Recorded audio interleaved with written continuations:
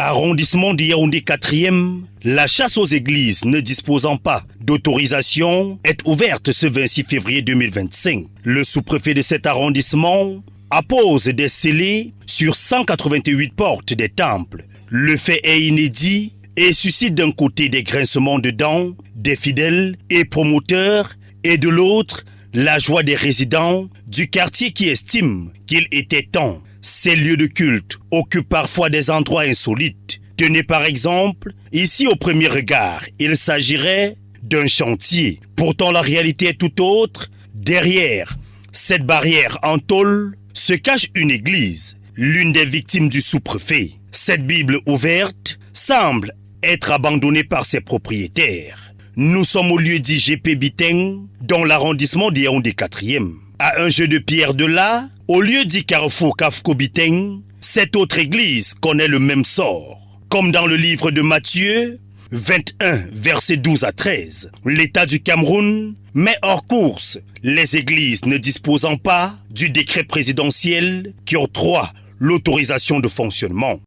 Les fausses églises qui viennent pour appauvrir nos populations, on va les mettre hors état de nuit. Nous appliquons des instructions, monsieur le ministre de l'administration territoriale, parce qu'il a vu que nos populations sont en danger. Il voulait, avec les autorités administratives, assainir ce secteur et pour permettre pour que les populations vivent avec les églises et que les églises accompagnent nos populations. À la suite de nombreux scandales, notamment blanchiment des capitaux, escroquerie, arnaques et pratiques mystiques, le temps est arrivé selon les autorités administratives de séparer le bon grain de l'ivraie tel que prescrit dans le livre de Matthieu 13, versets 20 à 30.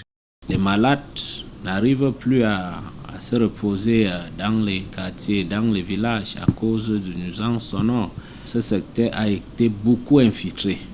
Je vais prendre le cas, je cite, d'une église de 30 membres, là où le pasteur seul a couché avec 9 femmes, cette église. Je prends l'autre cas de l'église ici à Mimboman, là où le pasteur a célébré le mariage d'un couple qui dit qu'il est le parent, mais le pasteur a commencé encore à coucher avec cette femme.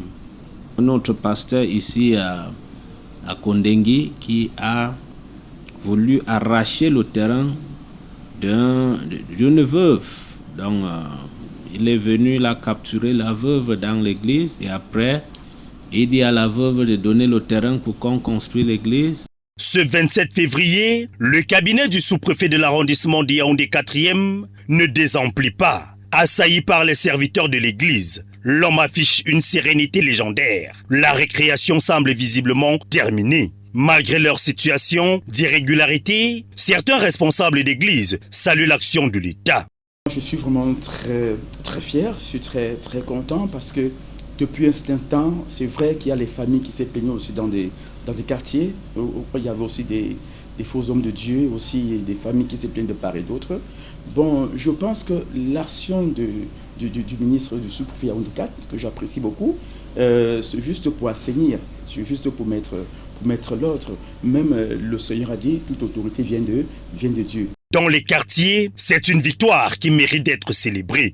Je reçois les plaintes verbales déjà des populations qui viennent se plaindre à tout moment. Il y a une semaine, j'ai demandé le programme des messes, des prières qu'on me donne parce que c'était déjà un peu de trop. Conforme. Honnêtement, peut-être pas dans ma circonscription, mais il y a beaucoup d'églises qui font n'importe quoi, comme on dit, et les populations se plaignent. Afin d'assurer que cette décision soit appliquée, les équipes de la sous-préfecture de Yaoundé 4e affinent leur stratégie.